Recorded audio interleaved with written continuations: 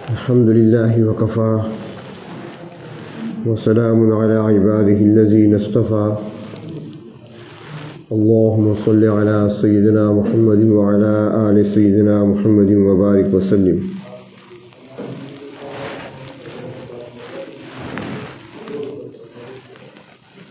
معاشرت میں جو آداب ہیں سلسلہ وار اسی پہ بات چل رہی ہے. ہمارا جو دین ہے یہ انسان کو انسان بنانے کے لیے آیا ہے، کیونکہ انسان کو تمام مخلوقات میں سے اشرف اور افضل بنایا گیا. تو اللہ تبارک و تعالی یہ چاہتے ہیں کہ میرے بندے چونکہ باقی مخلوقات میں سے افضل ہیں، اشرف ہیں، تو ان کی زندگی بھی شرافت والی ہونی چاہیے، عزت والی ہونی چاہیے اور باقی مخلوقات سے افضل ہونی چاہیے.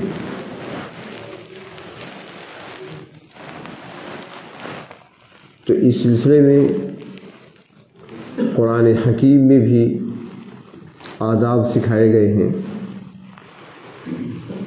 اور نبی اکرم صلی اللہ علیہ وسلم نے بھی اپنی امت کو آداب سکھائے ہیں ہر معاملے میں. کچھ آداب پر گزشتہ کچھ ہفتے گفتگو ہو چکی ہے. آج کی اس مجلس میں مجلس کے آداب کے سلسلے میں چند باتیں عرض کی جاتی ہیں کہ جہاں پر ہم دو چار بندے مل بیٹھتے ہیں اسی کو مجلس کہا جاتا ہے.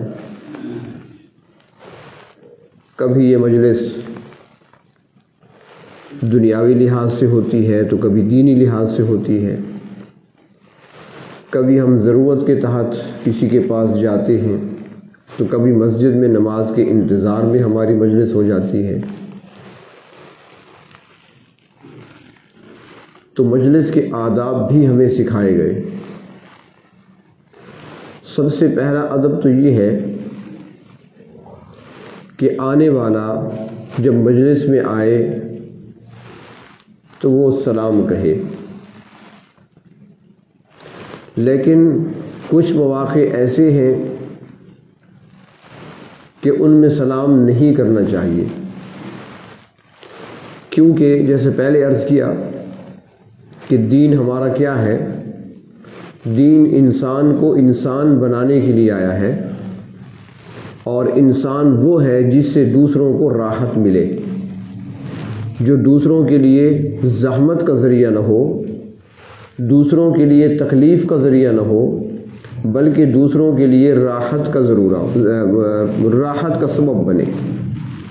تو اس لیے اللہ تبارک و تعالی نے اور اللہ کے محبوب صلی اللہ علیہ وسلم نے جو آداب سکھائے ہیں اس میں اسی بات کو پیش نظر رکھا گیا ہے. اب سلام کرنا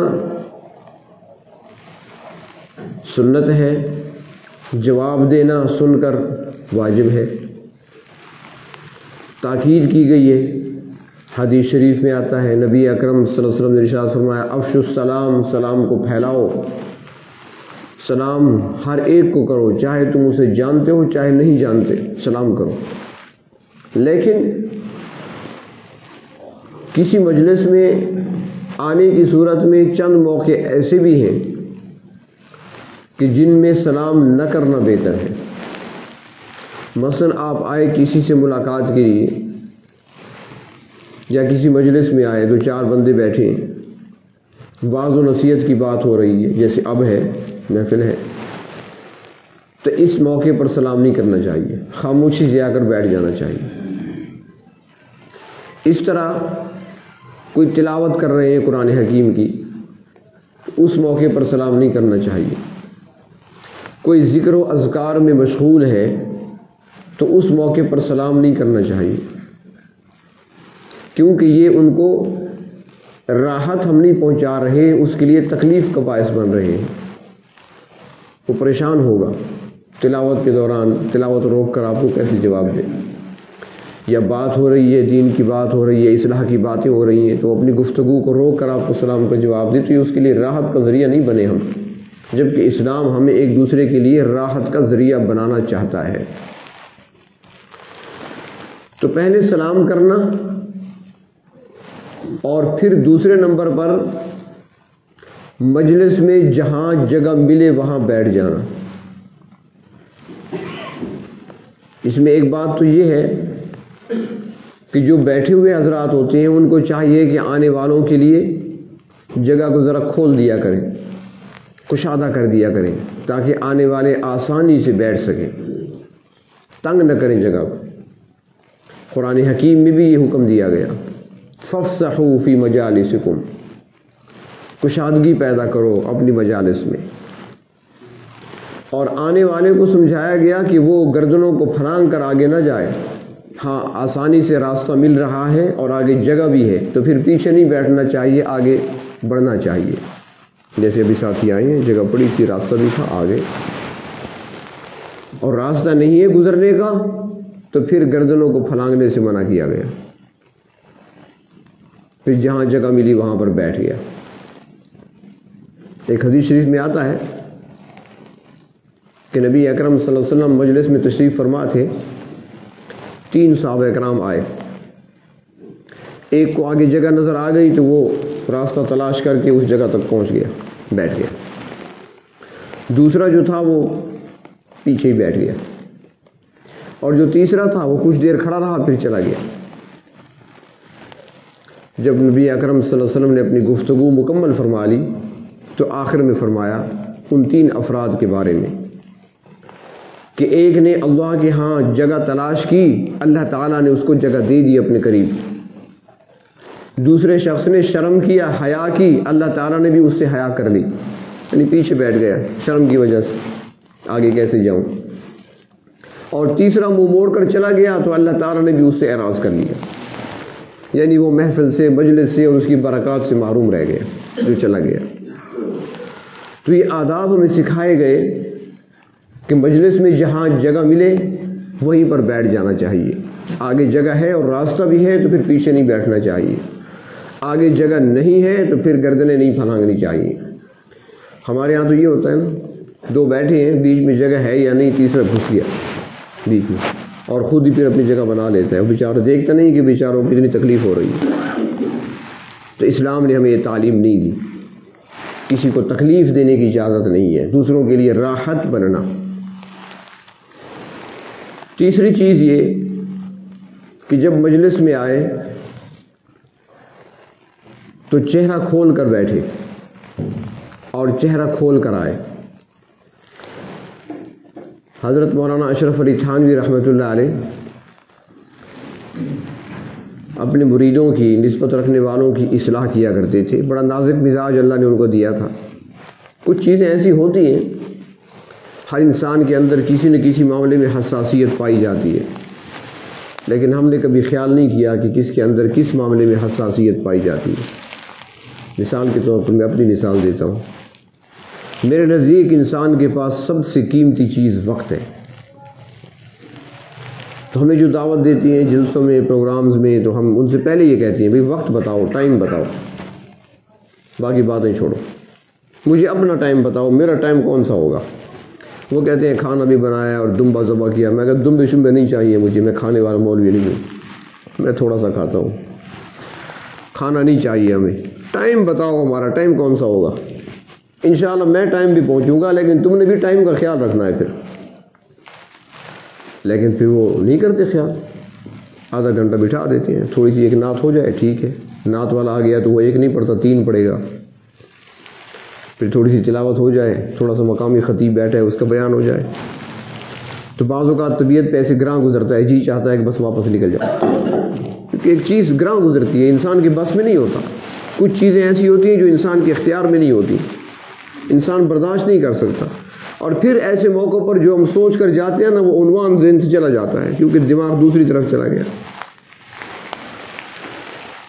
وہ حضرت مرزا مظہر جان جانا رحمۃ اللہ علیہ بہت بڑی شخصیت ہے، ان کا مزاج بھی کچھ عجیب تھا، کوئی چیز ان کے سامنے ٹیڑھی رکھ دی جاتی نا ان کے سر میں درد ہو جاتا تھا۔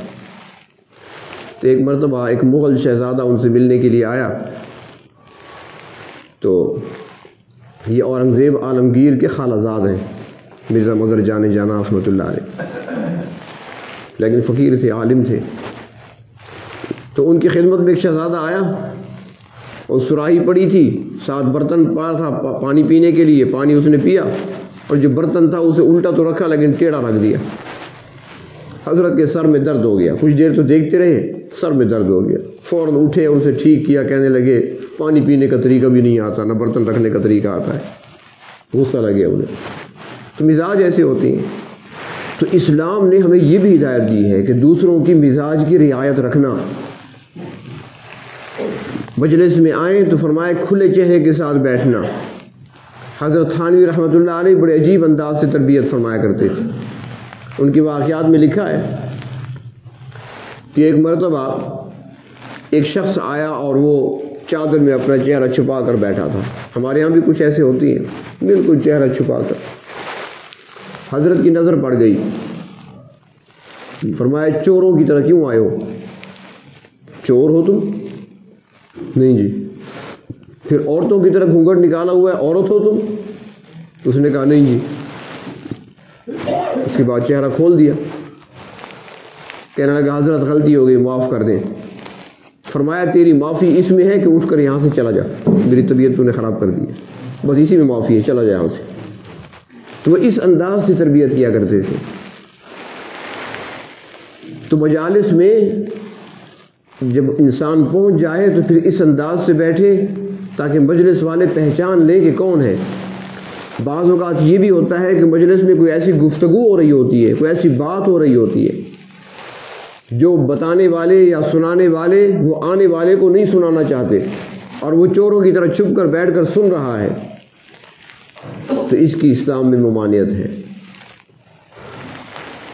اور اس میں یہ بھی احتیاط ہے کہ اگر مجلس میں کچھ باتیں ہو رہی ہیں، گفتگو ہو رہی ہے، کچھ لوگ بیٹھے ہیں اور آپ بھی وہاں پر پہنچ گئے، آپ کا بھی کوئی کام ہے، تو فرمایا کہ وہاں خاموشی سے جا کر بیٹھ جاؤ اور دیکھو اگر کوئی وعظ و نصیحت کی بات ہو رہی ہے تو وہ سب کے لیے، آپ بھی سن لیں، استفادہ کریں۔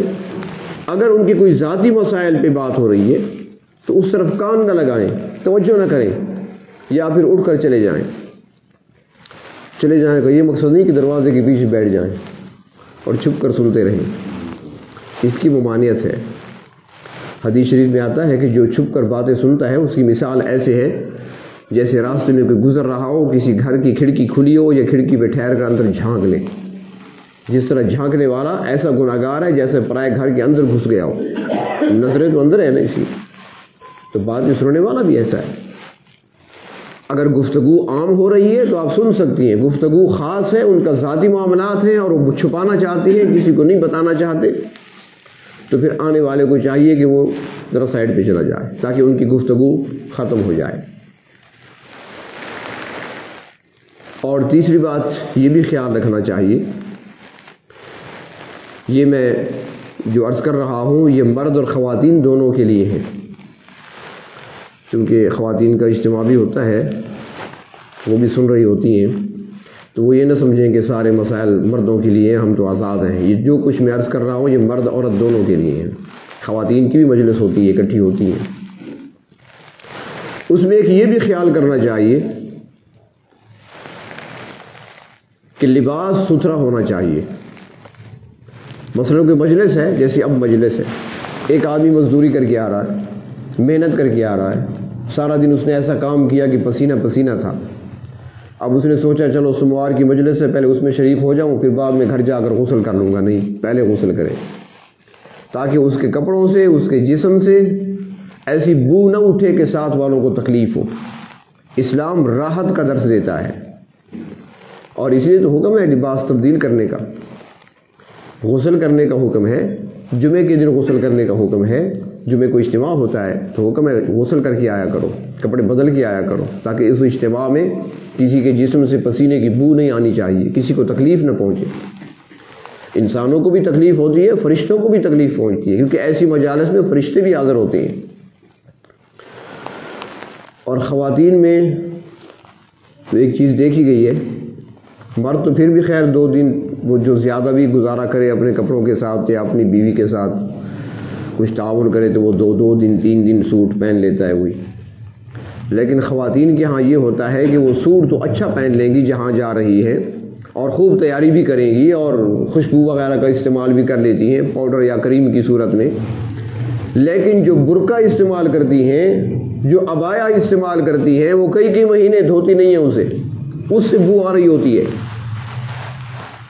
وہ سمجھتی ہے ہم نے لباس تو اچھا پہن دیا، لیکن بعض جگہ ایسی بھی ہوتی ہیں کہ جہاں ان کو عبایا کے ساتھ بیٹھنا پڑتا ہے، برقعے کے ساتھ بیٹھنا پڑتا ہے، اتارنا نہیں پڑتا۔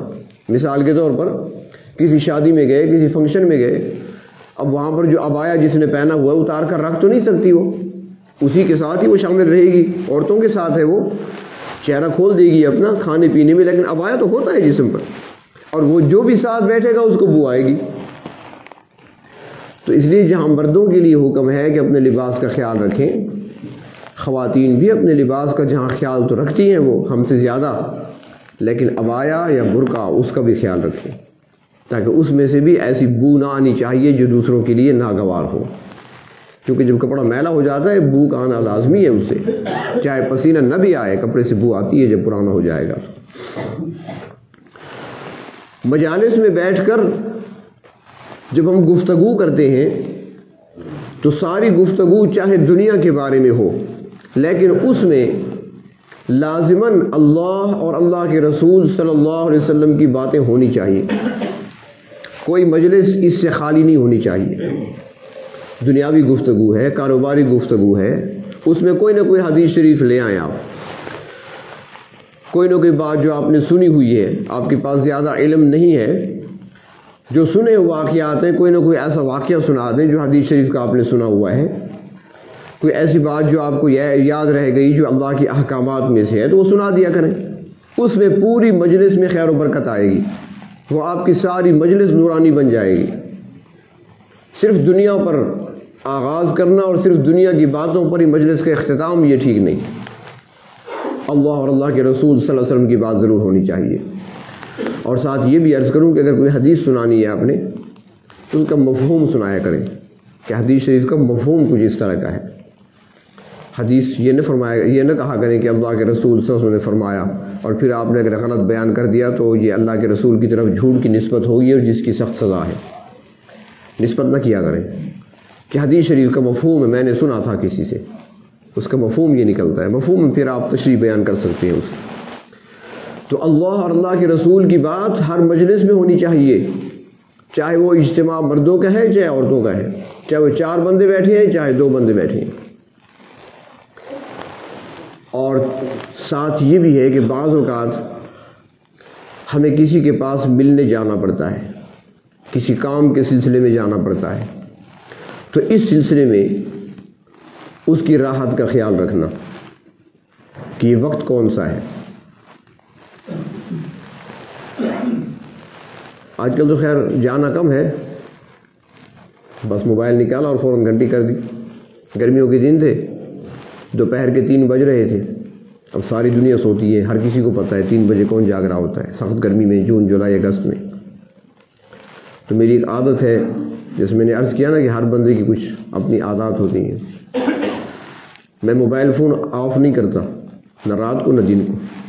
مجھے کہتی ہیں تھکاوٹ ہوتی ہے، سفر میں ہوتا ہوں، مجھے کہتی ہیں بہت تھکاوٹ ہے، موبائل کو آف کر دیں، آرام سے نیند سو جائیں، سائلنٹ لگا لیں، نہیں کھلا رہے، کوئی ضرورت مند ہو سکتا ہے رات کو یا دن کو کسی وقت بھی، لیکن ضرورت مند ایسے ہوتے ہیں بلا وجہ 3 بجے اس کی کال آئی، میں نیند میں تھا، اٹھایا، میں نے جو ہی سلام کیا تو وہ کہنے لگا آپ آرام کر رہے تھے؟ میں نے کہا جی، چلو ٹھیک ہے جی، بعد میں بات ہوگی، بند کر دی۔ مجھے کیوں جگایا پھر جب کام ہی کوئی نہیں؟ اس کے بعد مجھے دوبارہ کال نہیں آئی سارا دن۔ تو اس میں بہت خیال کی ضرورت ہے، یہ صرف علماء کے لیے نہیں، سب کے لیے ہے آپ کا دوست ہو، آپ کا ساتھی ہو، آپ کا تعلق دار ہو، دکاندار ہو، کوئی بھی ہو، ہر ایک کی راحت کا خیال رکھنا، اس کے مزاج کو سمجھنا. اس وقت میں جا رہا ہوں، یہ وقت کون سا ہے؟ یہ اس کے کام کا وقت تو نہیں. صبح کا ٹائم ہے، وہ دکان کھولتا ہے 7 بجے یا 8 بجے دکان کھولتا ہے، میں 7:45 بجے جا رہا ہوں تو وہ دکان کی تیاری کر رہا ہوگا. اس وقت مجھ سے بات کیسے کرے گا؟ وہ دکاندار کے لیے سوچنا. ایک ملازم ہے، اس نے جانا ہے 8 بجے ڈیوٹی پہ، 7:30 گھر سے نکلتا ہے، میں 7:15 پہنچ رہا ہوں اس کے دروازے پر. پہلے میری بات سن لے.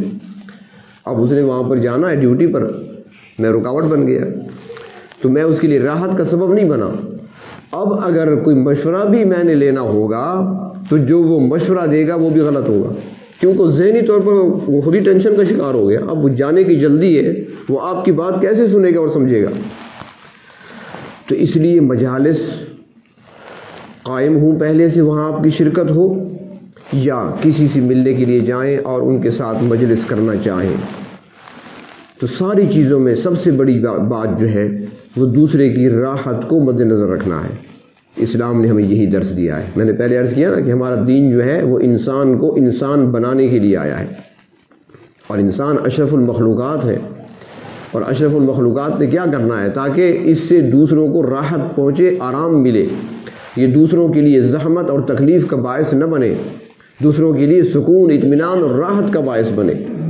اور یہ تب ہوگا جب ہم دوسروں کے مزاج کو سمجھنے کی کوشش کریں گے اور دوسروں کا ہم خیال رکھیں گے. اور پھر جب مجلس برخاست ہو تو اس کی ہمیں دعا بھی سکھائی گئی. سبحان اللہ و بحمدہ، سبحانک اللہم و بحمدک، نشہد ان لا الہ الا انت، نستغفرک و نتوب الیک.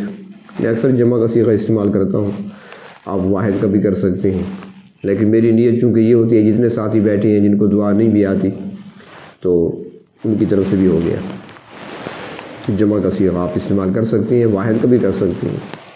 تو آخر میں دعا جس میں اللہ تبارک و تعالیٰ کی حمد و ثنا ہے، اور اللہ تعالیٰ نے جنت کی مجلسوں کا بھی ذکر فرمایا ہے قرآن حکیم میں کہ جنتی جب جنت پہنچیں گے فرمایا ایک دوسرے کے آمنے سامنے تختوں پر بیٹھے ہوں گے.